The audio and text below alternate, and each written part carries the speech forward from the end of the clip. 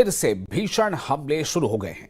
शांति समझौते के बाद फिर युद्ध भड़कने की वजह डोनाल्ड ट्रंप की धमकी बताई जा रही है। ट्रंप ने ईरान और उसके समर्थक फाइटर ग्रुप को तबाह करने की चेतावनी दी है। इसके बाद यूरोप में अमेरिकी एटमी अड्डे पर जबरदस्त हलचल है।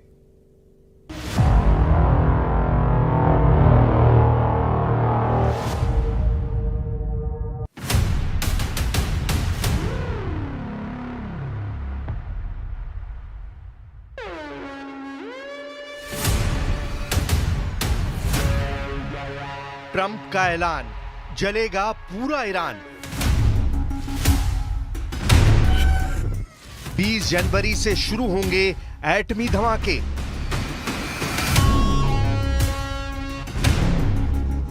लेबनान से तेहरान तक डेड बॉडी रूट। 100 बंधकों के बदले बर्बाद होंगे 100 देश।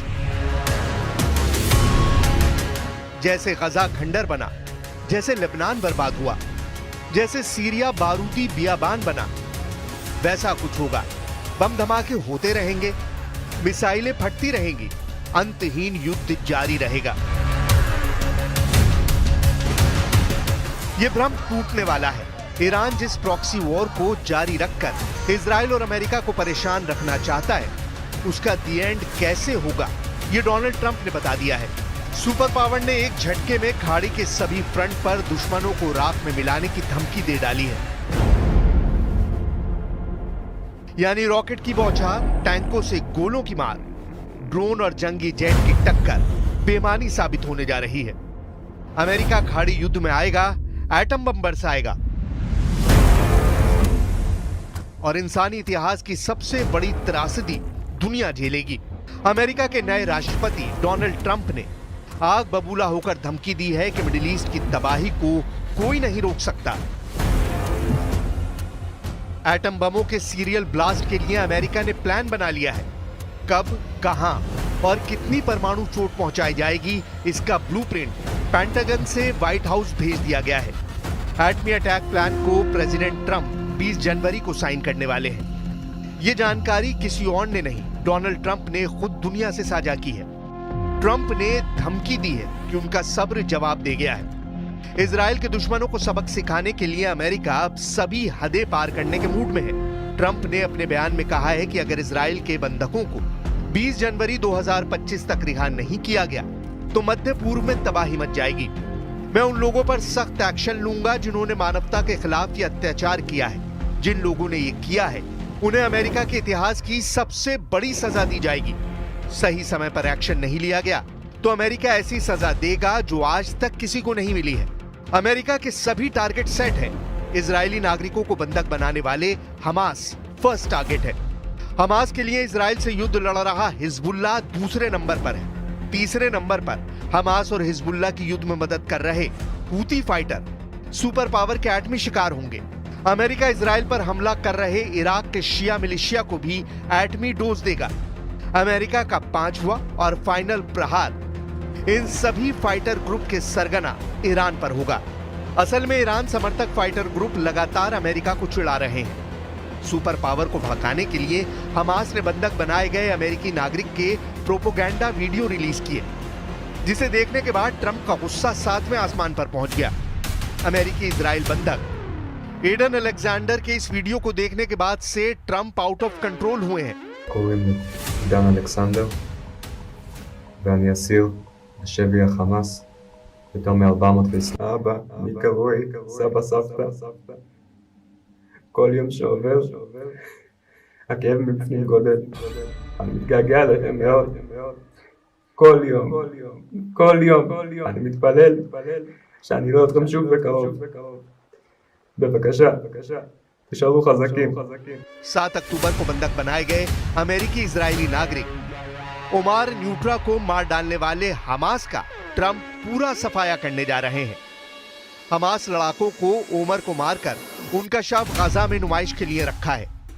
अपने नागरिकों के साथ हो रहे इस सुलूक ने अमेरिका को बेकाबू कर दिया है। ट्रंप ने अपने चुनावी प्रचार के दौरान ही बंधकों की रिहाई की धमकी देनी शुरू कर दी थी, जबकि हमास ईरान के दबाव में रिहाई की शर्त को नजरअंदाज करता रहा है।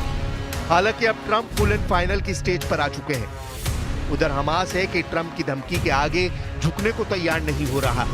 हमास के कार्यवाहक गजा चीफ खलील अल-हैया ने हाल ही में दावा किया था कि जब तक जंग खत्म नहीं होती बंधकों की रिहाई नामुमकिन है।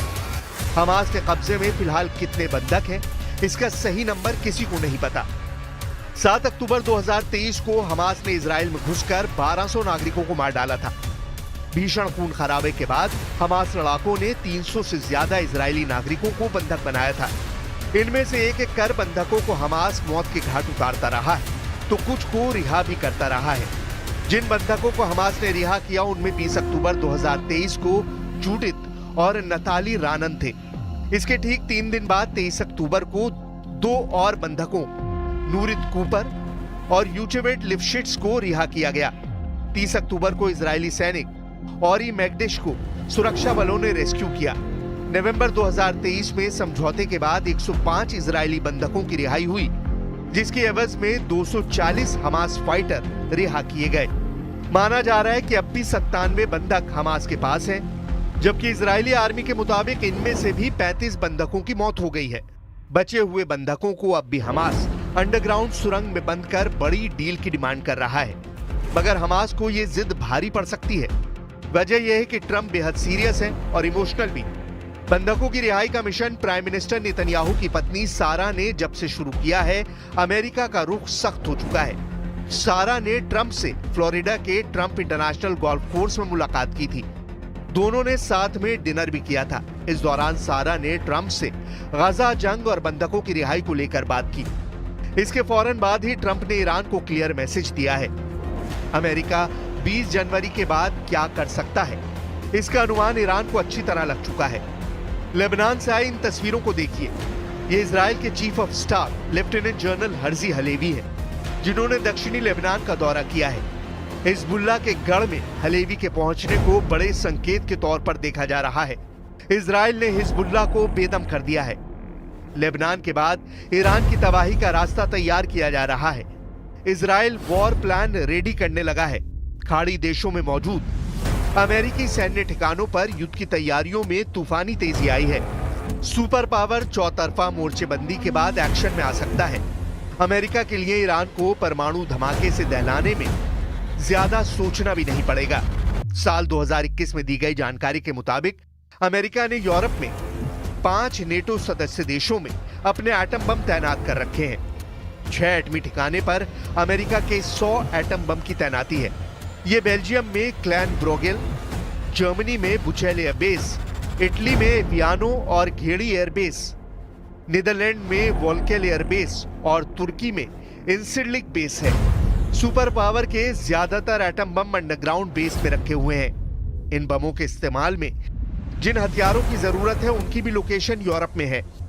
F-35A, F-18 सुपर हॉर्नेट जैसे जंगी जेट से अमेरिका जब चाहेगा खाड़ी में न्यूक्लियर धमाके शुरू कर सकता है। दूसरे प्लान में ईरान और उनके समर्थक फाइटर ग्रुप को समंदर से बर्बाद करना हो सकता है। अमेरिका के जंगी बेड़े दुनिया भर में तैनात हैं। इन जंगी बेड़ों को समंदर में चलता फिरता एटमी बेस कहा जाता है, जिन पर न्यूक्लियर मिसाइलें लोड रहती हैं। अमेरिका दूर बैठकर भी मिसाइल धमाके से खाड़ी के वॉर जोन को खाक में मिला सकता है।